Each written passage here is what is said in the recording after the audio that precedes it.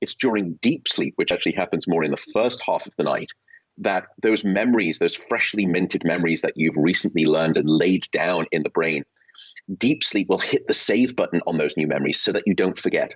So deep sleep strengthens and solidifies those individual memories.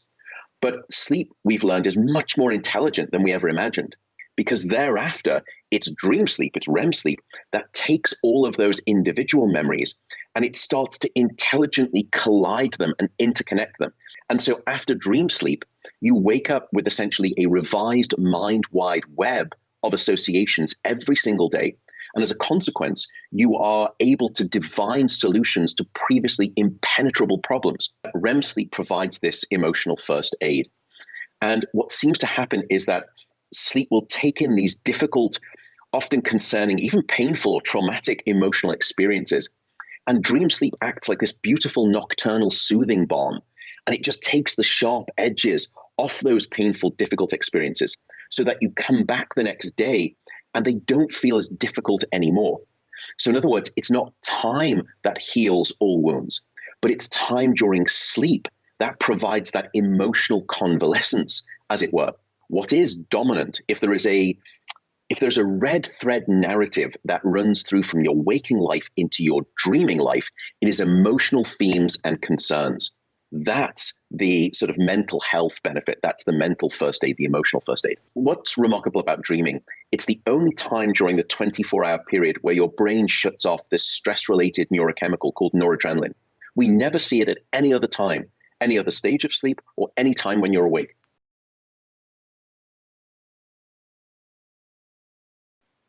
And I propose that what happens during dream sleep, which is remarkable, is that firstly, we know from brain imaging studies that we've done where we put people inside of a scanner and we watch their brain as it lights up as it goes into dream sleep.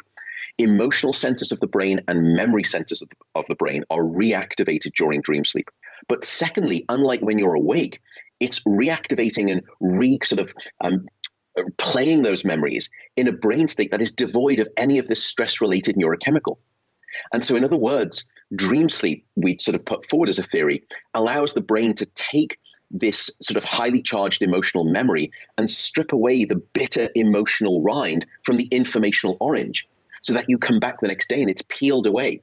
And as a consequence, dream sleep has divorced the emotion from the memory because of this neurochemical state, this kind of mollifying, soothing neurochemical bath. You know, you'd never open up a Word document and then create a new set of sort of text, which is the memory, then hit the save button, and then double click it the next day, open it back up, and you can't do anything with it. You can't change it, you can't edit it. That's a ridiculous system of storage, of information storage. And the brain works just like that. When you recall a memory, once you've hit the save button, is not simply permanent and immutable. It's modifiable, and you can change it and modify it, and then you can reconsolidate it. You can resave it. Now it's edited. And that's what therapy does. That's what we think is partly happening with dream sleep. But dream sleep is quite different there. It's this neurochemical strange state that allows you to sort of soothe that memory as well. And as I said, sort of strip away. It's almost like detoxifying the memory of the emotion so that you come back the next day and you have a memory of an emotional event, but it's no longer emotional itself. Yeah, we never thought that the brain had its own cleansing mechanism. And we all know that the body has that mechanism. It's called the lymphatic system.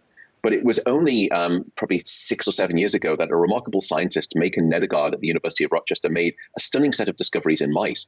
What she found was that the brain actually does have its own cleansing system. It's called the glymphatic system, named after the glial cells in the brain that make it up. Now, if that wasn't remarkable enough, she went on to find 2 additional discoveries. The first is that that sewage system is not always switched on in high flow volume across the 24-hour period. It's specifically during deep sleep when that cleansing mechanism kicks into high gear. And as you said, these brain cells will actually shrink and allowing the cerebrospinal fluid to wash away all of the metabolic detritus that's been building up whilst we're awake.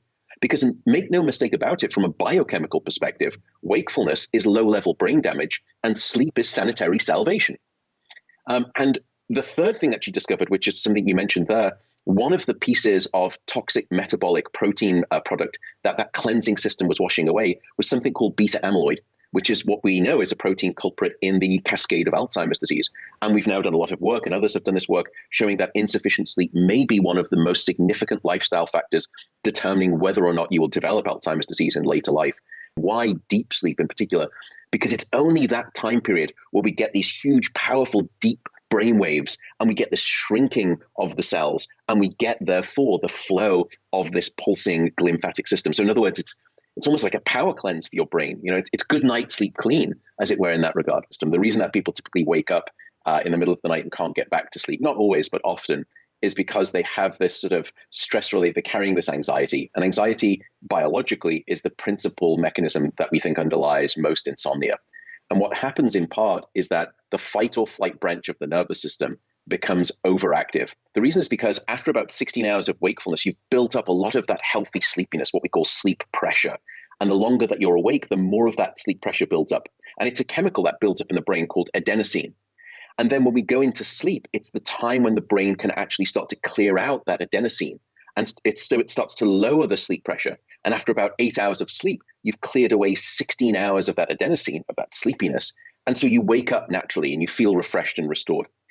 But what will happen is that you can be stressed and or excited, but the sleepiness, the weight of sleepiness pulling you down is so heavy at that point that you can get to sleep.